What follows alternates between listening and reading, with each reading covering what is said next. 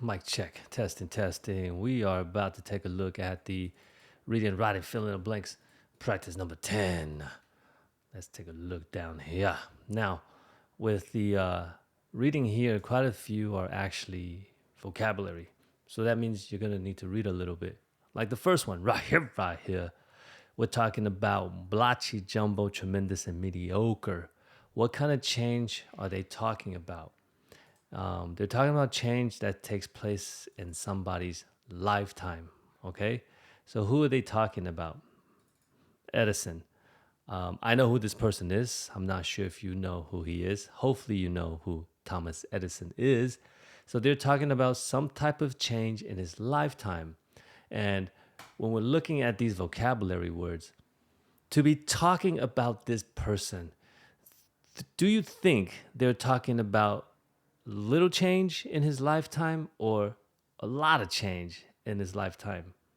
In my opinion, maybe because I know who this guy is, not personally, but I know that name, we would talk about or remember someone because they had a lot of success, not because they didn't see any success, right?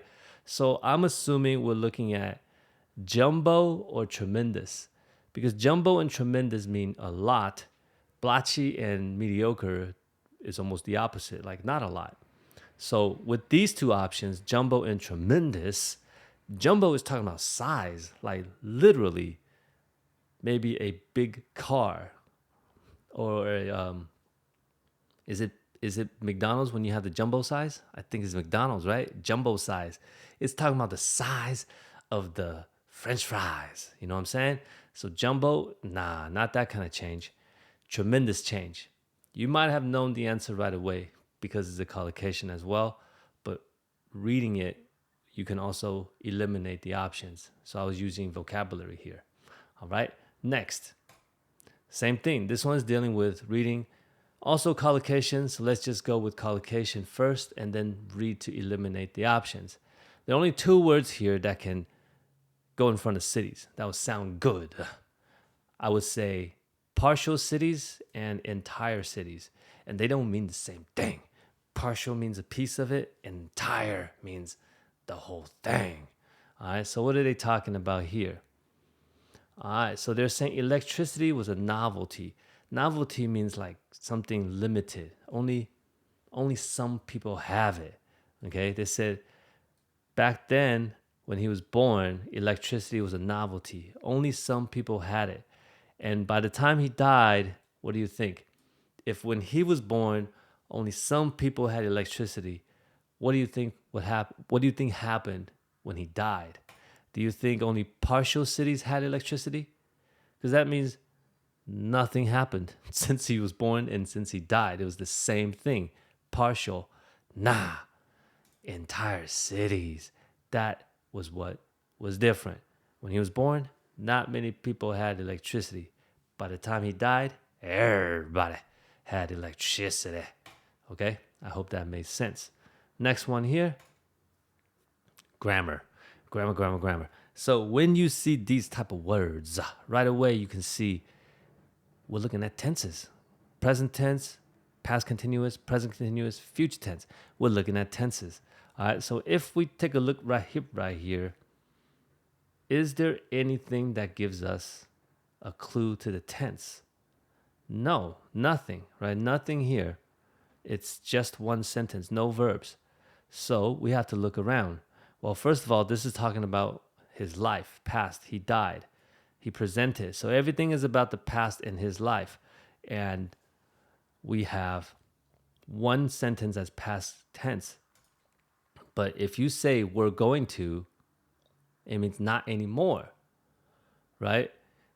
I was going to go to Thailand. Let's say that I was going to go to Thailand. If you say that, it means you didn't go. Well, in this situation here, they're telling us that the credit, meaning we all recognize this person as the person who gave us this service, this future. So instead of saying past, because we're going means it never happened, we should state this in the present tense. The reason why we'll state this in the present tense is because when you say the credit goes to someone, it means we recognize them as the people or the person that did this good thing. Okay? So we shouldn't be speaking in the past tense anyways. Why? Because if you say the credit went to Edison, went in the past tense, it means we don't acknowledge him. We don't recognize him as the person that gave us this service anymore. So we have to keep it present tense, even though he's dead. We have to say the credit goes to him, because even though he's dead, we still recognize him as the person that gave us this service. I hope that makes sense. All right. Next. Okay. So here, 2 words right away you will see it's eliminated because you need a comma after those words. Also and but. If you use also and but, right away you have the also comma, but comma. So these 2 are gone. We're only left with likewise and besides. And if you read it, likewise the light bulb and besides the light bulb, likewise doesn't sound good, right? Besides the light bulb, when you say that, that means not only the light bulb, but something else. So let's see if they're gonna give us something else. Yeah, see, look, he developed other things like I don't even know what that is, phonograph, kinetoscope, and something for viewing movies. So he didn't just give us the light bulb, he gave us other things. That's why you would say besides. And then lastly, we got tenses. We got tenses. We got tenses. We don't have an ing in here, so we don't need to check to see if we need a verb. If there's an ing in here, you're going to check to see if we can even put a verb in here.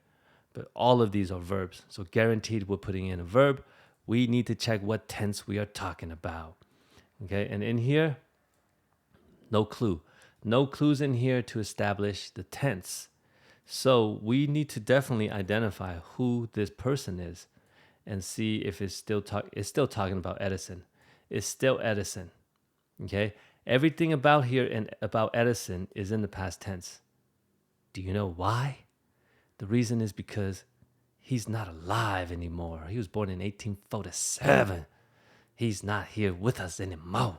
So if we're referring to someone that's not alive anymore, we gotta use past tense. You can't say he believes in something when he's not here to believe it anymore, right? So this is why we want to speak in the past tense. And for us to understand how we know that is you have to identify who he is. You need to know who we're talking about, right? And it's Edison. I hope that helped.